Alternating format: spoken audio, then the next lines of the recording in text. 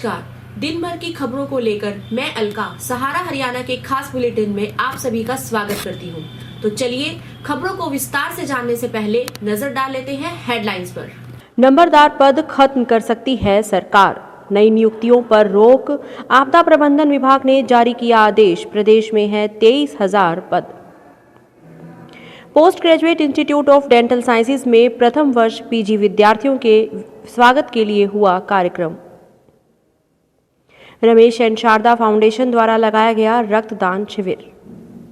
9 साल से चल रहे केस में पेशी के लिए आम आदमी पार्टी के प्रदेश अध्यक्ष नवीन जयहिंद पहुंचे पटियाला कोर्ट से लगाई गुहार की जल्द दे निर्णय।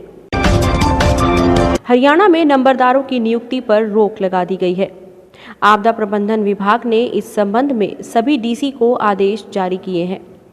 फिलहाल प्रदेश में 23,375 नंबरदार के पद मंजूर हैं, लेकिन इनमें से 1/3 खाली पड़े हैं। नंबरदार के अलावा सरबराह नंबरदार की नियुक्ति पर भी रोक लगाई गई है। काफ़ी समय से चर्चा है कि प्रदेश सरकार जल्द ही नंबरदार पद को अन्य राज्यों की तर्ज पर खत्म कर सकती है। इस रोक को उसी दिशा में एक कदम माना जा रहा है। इस आदेश से पहले हाईकोर्ट भी नंबरदार के पद की अहमियत पर सवाल उठा चुका है। माना जा रहा है कि डिजिटल युग में नंबरदारों की ज़रूरत नहीं बची।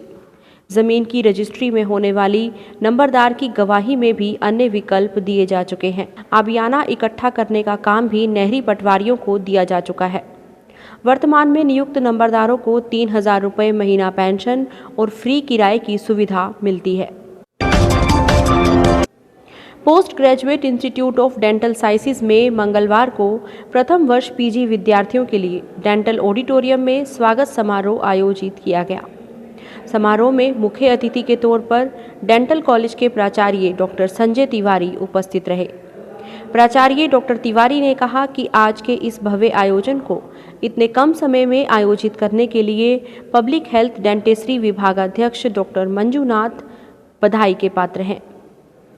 पब्लिक हेल्थ डेंटिस्ट्री विभाग मंजूनाथ बीजी ने कहा कि वे सभी प्रथम वर्षीय विद्यार्थियों का स्वागत करते हैं। उन्होंने कहा कि हमें हमेशा अपने गुरुजनों से अच्छा सीखना चाहिए और अधिक से अधिक रिसर्च करने पर जोर देना चाहिए। साथ ही उन्होंने ये भी कहा कि हमें समय पर अपनी रिसर्च जमा करानी चाहिए। डॉक्टर मंजूनाथ ने कहा कि आप सब लोग बहुत ही सौभाग्यशाली हैं जो आपको PGIMS में PG करने का अवसर प्राप्त हुआ है।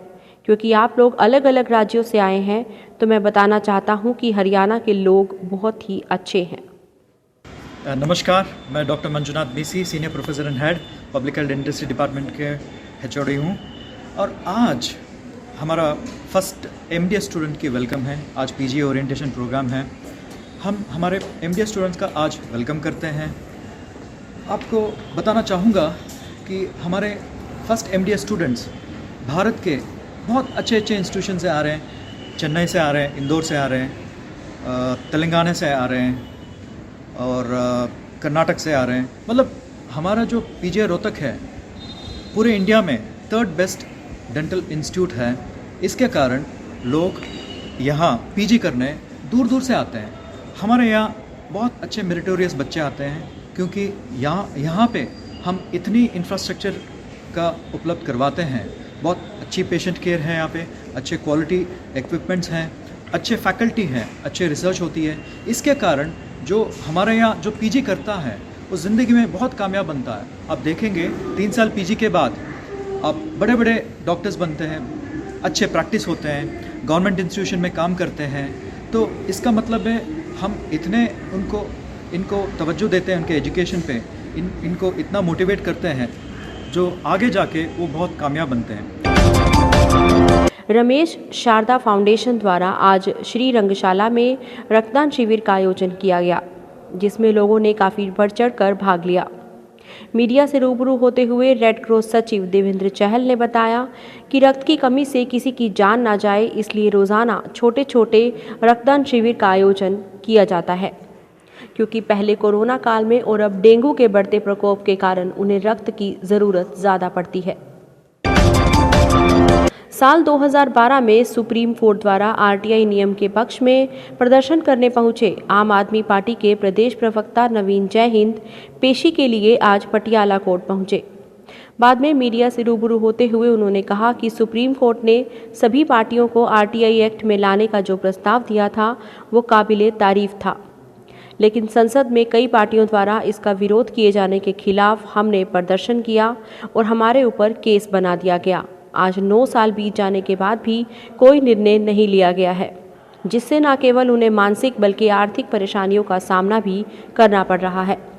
उन्होंने कोर्ट से गुहार लगाते हुए कहा है कि इस मामले में जो भी निर्णय लेना है वो जल्द ले ले। ये भाई साहब 2012 का मामला है। आरटीआई कानून की सपोर्ट में हम यहाँ आए थे। सुप्रीम कोर्ट ने एक डिसीजन दिया था, सारी पार्टी सारी राजनीतिक दल आरटीआई में है, लेकिन संसद में कानून का ये जो डिसीजन था सुप्रीम कोर्ट का यो पलट दिया। राष्ट्रपति जी के पास हम गए थे कि भाई ये गलत हुआ है जो संसद में पास हुआ है, सुप्रीम कोर्ट ने बढ़िया डिसीजन दिया है। हम प्रदर्शन करने गए थे, अरे हमारे पे केस ला दिया। 9 साल हो गए भाई, केस ला दिया, कोई बात नहीं, सजा वजा जो देना दो, धक्के खाते इतने दिन हो गए। और हम तो सुप्रीम कोर्ट के सपोर्ट में गए थे। सुप्रीम कोर्ट के सपोर्ट में जाना भी कोई गलत बात है, लेकिन अब चलो जो भी है, तारीख पे तारीख को 1000 तारीख को बदली आ रहे। मेरे तरफ ये खराब हो लिए, धक्के खा लिए, टाइम खराब हो लिया। तो हम तेन है भाई जो सजा देनी है जज साहब तेन कहना है जी, या फिर आते ही तारीख दे दी, आज दिन बता दो जी जो सजा देनी है सजा दे दो, गलत कराया तो। और तब के कहे जी हम कोर्ट का मामला, कोर्ट का जोड़ेगा, हम तेन कहे जो सजा देनी है दे दो, धक्के मत खाओ। छकली आज के लिए इतना ही, फिर मुलाकात होगी हमारे अगले एपिसोड में। तब तक के लिए शुभ रात्रि, शब खैर, नमस्कार।